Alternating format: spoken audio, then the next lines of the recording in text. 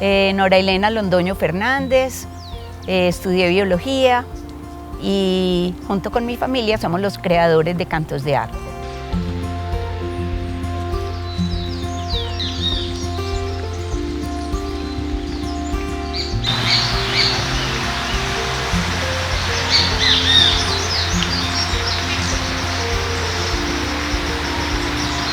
Este espacio para mí realmente es un lugar mágico. Todos los días le agradezco a la vida el tener la oportunidad de estar acá. Esto era un potrero hace 14 años que estamos acá y hemos realmente construido un bosque muy biodiverso.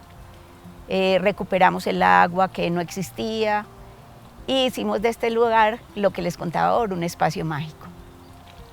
Nosotros amamos la naturaleza desde niños y cuando llegamos acá, el sueño de nosotros era plantar un bosque nativo. Entonces se inició un proceso muy bonito, sembrando pues especies que soportan sol y que son de rápido crecimiento. Cuando ya esas especies generaron algo de sombra, empezamos a sembrar las otras especies. Y aún ahora, todas las semanas seguimos sembrando en Cantos de Agua.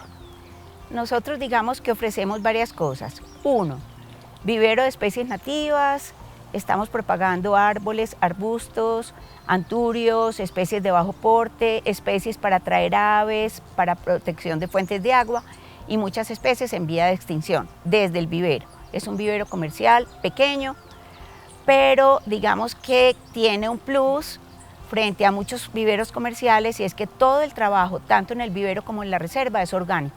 Aquí no se utilizan agroquímicos y ahora te cuento el por qué. Bueno, y el otro servicio que prestamos es recibir grupos para hacer el recorrido por Cantos de Agua. Digamos que se hacen giras de más o menos 2 horas, hay que hacer la reserva, eso tiene un costo, pero eso es el otro servicio y la gente sale en general muy contenta porque dice que este lugar es inspirador. Bueno, estamos ubicados en la vereda del Carmen, parte baja, a 2 kilómetros, 300 metros del cementerio, estamos pues a 5 o 6 minuticos desde el cementerio. Bueno, ¿qué es lo que encuentran acá? Un lugar donde se respeta la vida, por eso es un lugar mágico. Porque ahora les decía que no se utilizan agroquímicos, pero además para nosotros cada ser, aun cuando sea un microorganismo del suelo o sea seres que generalmente digamos no se respetan como los murciélagos o como cualquier insecto, está desempeñando un papel esencial en el equilibrio de la vida. Y eso digamos marca la diferencia porque uno, que la gente ve la posibilidad de conectarse con la naturaleza y de saber que esa conexión con la naturaleza es esencial. Y lo otro es entender que hacemos parte de una comunidad planetaria donde cada ser, aunque sea muy pequeño o muy grande, está cumpliendo un papel esencial en el equilibrio de la vida del planeta. Sí, inicialmente cometimos errores. Por ejemplo, como esto era un potrero sin nada, plantamos árboles que necesitan, digamos, sol para sembrarse y ya cuando los otros árboles crecieron les generaron sombra, entonces ya no producen frutos. Esos quedaron muy al interior del bosque. Y hemos ido entendiendo y aprendiendo también todo el proceso. Qué especies requieren sol, cuáles especies requieren sombra, cuáles deben ir en el sotobosque, que es la parte baja del bosque, qué especies requieren humedad, qué especies requieren estar en zona seca. Entonces ha sido todo un aprendizaje. Olvidé mencionarles que ese es también parte de nuestro trabajo desde el vivero, es asesorar siembras de bosques. Llevamos unos bosquecitos muy hermosos, los dueños se están quedando muy contentos y eso sí es un proceso de toda la vida porque como les contaba ahora, aquí seguimos plantando especies. Digamos que cada uno tiene labores muy específicas. Yo me encargo, gran parte de la propagación, de administrar el vivero, de visitar el bosque y hacerle cariñitos. Ahora les cuento pues porque El bosque no requiere mucho mantenimiento, pero sí agradece cuando uno quita hojas muy grandes que están tapando otras plantas pequeñas. A veces caen muchísimas ramas y de pronto aporrean otras plantas. Entonces es un trabajo muy sencillo, pero digamos que yo me encargo en gran parte de eso. Jorge, digamos, se encarga de darle comida a los perros, de guadañar cuando es necesario. Aquí hay una política, digamos, con la guadañada, y es que la guadañada, y me parece muy buena la oportunidad para comentárselos, está causando mucho daño, porque es que estamos dejando sin comida a los polinizadores. Nosotros acá ya separamos unas áreas que se guadañan y otras que no se guadañan. Ustedes han visto que en los terrenos que no se guadañan hay mucha florecita, mucha espiguita, que le sirve de comida no solamente a los insectos, sino también a los canaritos y a muchas otras especies de aves. Entonces ya, pero Jorge guadaña, digamos, el terrenito cerca de la casa y ya. De resto ya se decidió que no se guadaña. Se guadañan los viveros también porque hay que evitar, digamos, que la hierba se crezca mucho. Él hace esas funciones, se encarga de mantener los riegos, de hacer los riegos en época de verano. Digamos que las labores están repartidas.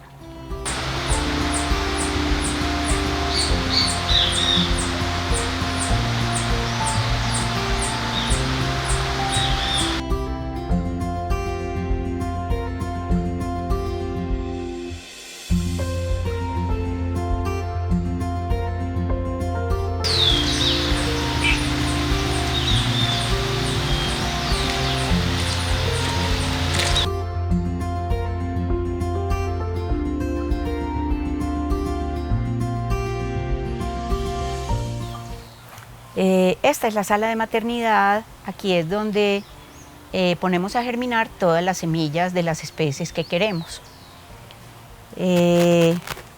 Digamos que todo este trabajo empieza a partir de las semillas.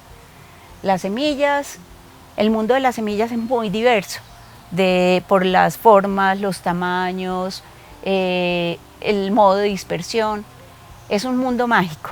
Tener una semilla en la mano, para mí, es como toda la capacidad de que la vida continúe en el planeta, si uno la pone en condiciones adecuadas. ¿Y cuáles son las condiciones adecuadas?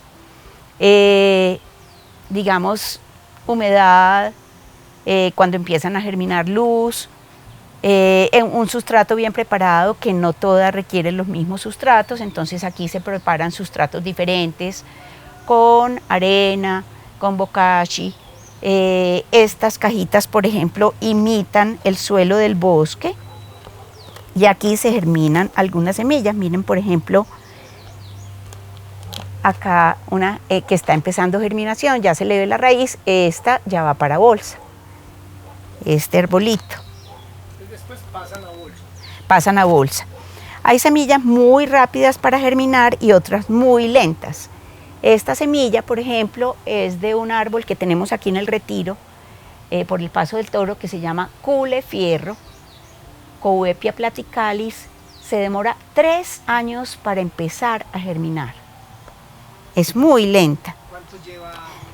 Esta, tengo allí los bultos marcados con semillas de culefierro, pero sí es muy lenta para germinar. Hay otras muy rápidas. Uno pone a germinar una lechuga y germina muy rápido, pone a germinar incluso algunas de estas especies y germinan rapidísimo, pero otras se demoran mucho. Acá, por ejemplo, están germinando anturios, estas son bromelias. La diversidad en Colombia es enorme, enorme. Entonces, aquí hay, ahora les decía, muchas especies en vía de extinción, como ese culefierro, anturios que están en vía de extinción. Estos son semilleros de anturios, de un anturio que se llama ala de ángel, Anthurium marmoratum, y estamos propagando ahora muchas plantas, por ejemplo, para colibríes. Somos el país más biodiverso del mundo y hay mucha planta de bosque que les gusta a ellos. Estas, por ejemplo, son hojas de pantano, que las llaman guneras también, que protegen fuentes de agua. Esta es otra para colibríes, otra Generiacea para colibríes. Esta es otra planta de colibríes.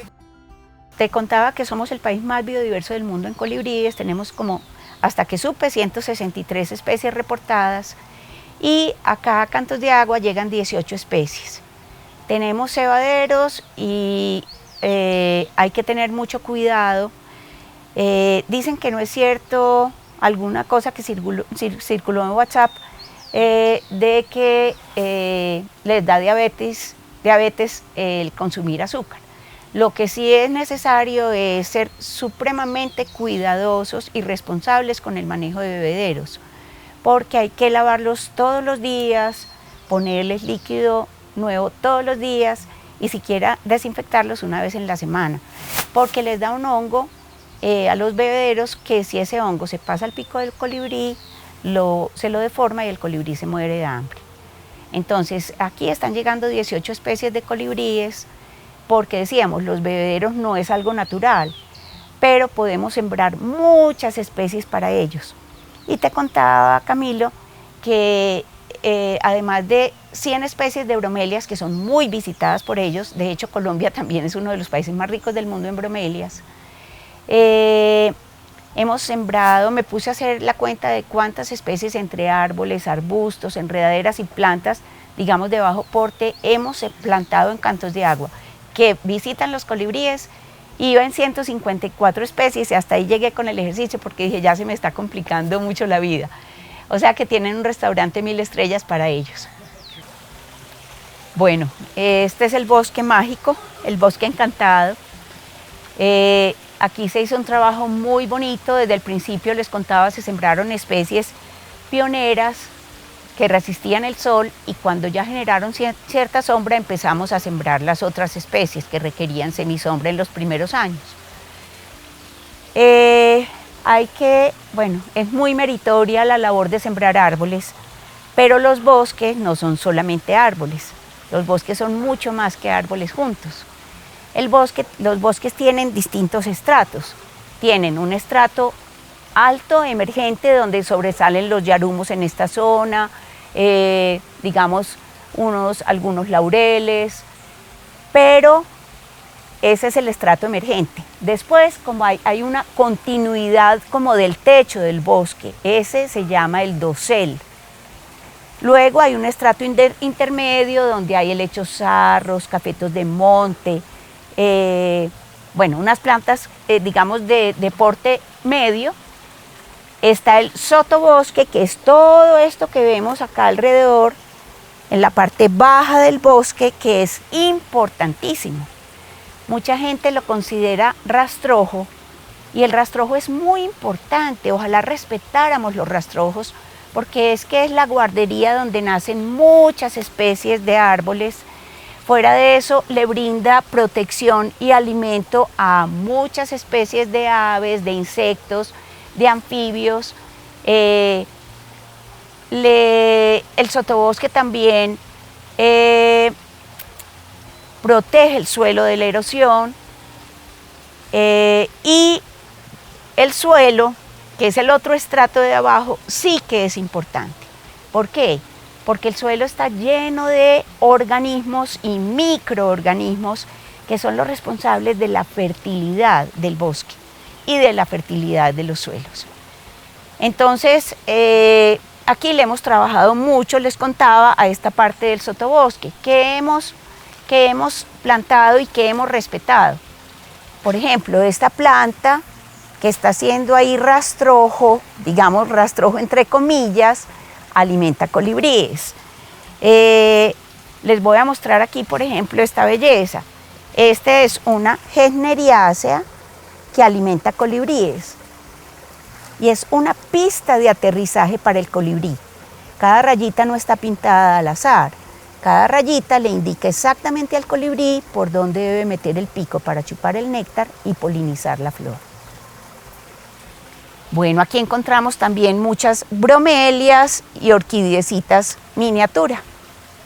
Todas estas son, miren, por ejemplo, acá hay una florecida, una orquídea florecida, y todas estas son orquídeecitas minis, mini. Acá hay una florecida, ha llovido mucho y ahora no hay muchas florecidas. Las bromelias, que son importantísimas en el bosque porque guardan humedad, y en esa agüita, además, hay insectos, ranitas y otros animalitos que depositan los huevos. Bueno, aquí quiero hablarles de algo muy especial de los bosques. ¿Por qué los bosques mantienen la fertilidad? Y es por toda esta materia orgánica que cae al suelo. El bosque siempre está cubierto de hojarasca, nunca está en tierra despejada, o tiene hojarasca, o tiene otra cantidad de plantas que están cubriendo el suelo, o tiene tronquitos también, o tiene musgos que lo están protegiendo. De ahí la fertilidad del bosque. ¿Por qué? Porque hablábamos ahora de que en el suelo hay muchos organismos y microorganismos que descomponen esa materia orgánica y la hacen asimilable para las plantas. Pero además son ya demostrados científicamente que son los responsables de comunicar todo el bosque.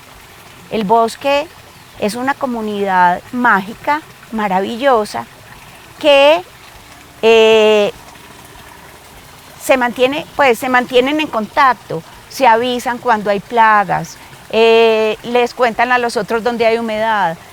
Bueno, digamos que ya está demostrado que las plantas son inteligentísimas. De hecho, llevan muchos más años en el planeta generando, adaptándose, evolucionando para poder sobrevivir a las condiciones diferentes que se les van presentando. ¿Cuáles son como los motivos o lo que nos motiva a nosotros para hacer este trabajo? Primero, entendemos que los bosques son esenciales para la vida. Si el bosque no existe el agua, el clima sería insoportable. Es decir, ellos regulan el agua, regulan las lluvias, regulan el clima, mitigan lo del calentamiento global o mitigan lo del cambio climático, fertilizan el suelo, son el hábitat de muchísimas especies que son necesarias para la vida de nosotros. Ahí vuelvo e insisto en la importancia de reconocer que cada ser del bosque está cumpliendo una función esencial en el equilibrio del planeta y que tenemos que respetar. Bueno, esa es una de las motivaciones, pero otra motivación grande es que vivimos en el país más biodiverso del mundo. Y eso es un gran privilegio, pero también una gran responsabilidad. Para poderlo conservar, tenemos que conocer esa biodiversidad para poderla valorar y conservar. Si realmente visibilizáramos esa gran biodiversidad como un potencial enorme del país, no estaríamos deforestando el país.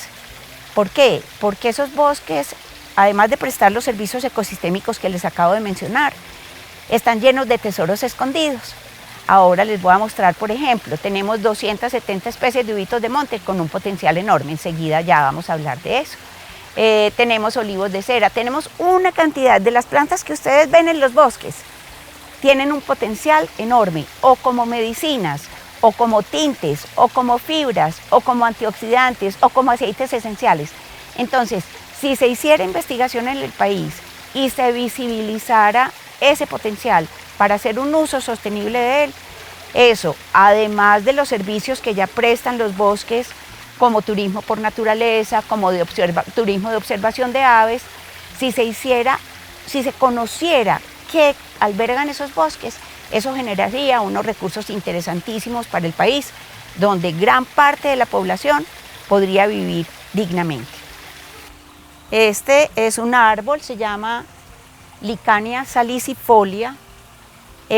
Los que han ido a Tutucán en Río Negro, de pronto lo conocen, lo llaman el árbol raro de Tutucán. Solo existe este árbol, el árbol de Tutucán es el único árbol reportado de esa especie en el mundo. Nosotros, como es parte, digamos, de nuestra motivación con el vivero, ya hemos logrado 70 arbolitos de Licania salicifolia. Este arbolito va a cumplir 12 años. Es de crecimiento más bien lento, pero va muy bonito. Este anturio, que se llama ala de ángel, Anturio marmuratum, está en vía de extinción.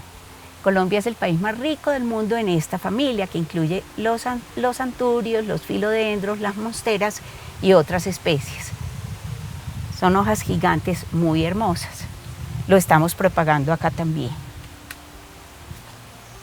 Y este otro anturio, que es muy hermoso, se llama Anthurium pedatum, también una especie colombiana. Llegamos al árbol que yo quiero más de todos los que hemos plantado acá. Es una especie de una magnolia nativa que se llama Magnolia hernandezi, lo llaman molinillo u hojarasco. Tenemos 45 especies en Colombia, todas en vía de extinción por la deforestación y porque son maderas finísimas. Este arbolito, pues el nombre que yo le tengo es Moisés, salvado del ratón, porque los ratones se comieron las primeras semillas que sembramos y él sobrevivió, y después aprendimos que cuando se hacen semilleros de magnolias hay que protegerlas de los roedores porque les gusta mucho. Este árbol tiene una energía supremamente especial y es uno de los que ya está protegiendo el bosque.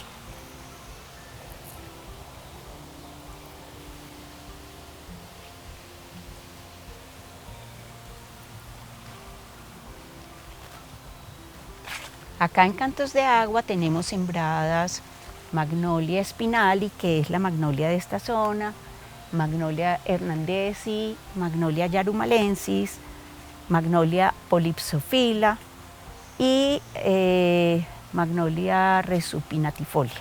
Tenemos ya varias especies de magnolias sembradas por acá.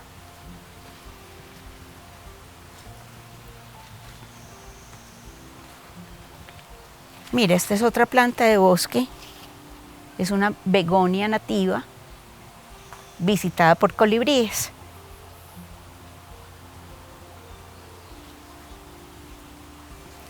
Y estas son orquídeas miniaturas. Esta orquídea es supremamente especial, es una andinia. A mí me deslumbra su historia porque es polinizada por un insecto diminuto, diminuto, diminuto. Si ustedes ven el tamaño de la flor, el insecto es mucho más pequeño. Lo hermoso es que hasta esta pequeña orquídea, ella produce el aroma que es similar a la de al de la hembra del insecto para poderlo atraer. Entonces yo digo, ese gran espíritu creador, que no importa el nombre que le demos, ha puesto todo su amor, toda su inteligencia y toda su creatividad en diseñar cada cosa, hasta esta diminuta orquídea, a la perfección. Que ella con ese tamaño produzca el aroma similar a la hembra del insecto para poderlo atraer y garantizar la polinización y la permanencia en el planeta, eso es una obra de arte, es un milagro. Estos son unos reservorios de agua que Jorge construyó, hizo unos diques como de castor acá y han sido muy especiales porque mantienen la humedad y un hábitat muy especial para ranas, sapos, libélulas, patinadores. Realmente han sido muy importantes y hay muchas plantas acuáticas diferentes ahí.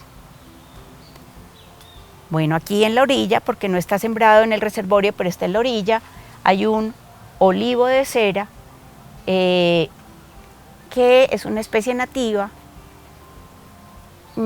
Este arbolito atrae los frutos son consumidos por las torcasas, pero además tiene otra cosa muy importante. Él no tiene un valor ornamental muy grande porque no tiene flor vistosa, porque sus ramas muchas veces son retorcidas, como está este. Sin embargo, lo llaman olivo de cera porque las abuelas campesinas con esa cera hacían velones. Ahora encontraron que esa cera que se extrae de los frutos maduros es una cera finísima para cosmética y se está exportando. Eso es, digamos, uno de los tantos ejemplos que les mencionaba ahora sobre el uso sostenible de la biodiversidad. Se está deforestando mucho porque no conocemos el potencial que tenemos y en esa deforestación se van cantidades de especies que podrían tener lo que decíamos ahora, medicinas, vitaminas, aceites esenciales, tintes, fibras, una cantidad de cosas especiales que no conocemos. Y aquí llegamos a un ubito de monte, hablando de la importancia de conocer la biodiversidad para poderla valorar y conservar. Tenemos 270 especies diferentes de ubito de monte en Colombia. Sin embargo, muchas de las personas consideran que esto es rastrojo y no respetan los ubitos de monte. Cuando están en flora traen muchísimas especies de colibríes y cuando ya los fruticos, que estos ya están en fruto, están maduros, atraen muchas otras especies de aves. Somos el país más rico del mundo en aves y esto es lo que soporta esa diversidad, digamos, toda esta flora que les sirve de alimento o de abrigo o de protección. Hablando del potencial de los ubitos de monte, la mayoría de esas 270 especies, muchos de ellos son comestibles, tienen contenidos altísimos de vitamina C y contenidos muy altos de antioxidantes. De hecho, Estados Unidos parece que tiene mucho interés en unas especies de esos ubitos colombianos porque encontraron que tienen 700 veces más antioxidantes que el arándano. Y la mayoría de la gente tumba los ubitos de monte porque eso es rastrojo. Tenemos que aprender a conocer y a valorar lo nuestro, realmente. Aprovecho para invitarlos de nuevo a conectarnos con esa gran biodiversidad que tenemos, con los bosques, a conservarlos y a hacer un manejo orgánico de todas nuestras parcelas y de las fincas. Aquí, por ejemplo, todo se composta, se hace compost, se hace bokashi, se prepara caldos de microorganismos. Aquí no se utilizan agroquímicos ni en la reserva ni en el vivero. Y eso es muy importante, eso es como parte de la conexión con la naturaleza, porque esos agroquímicos terminan contaminando el suelo, envenenando los insectos, los polinizadores, los controladores biológicos.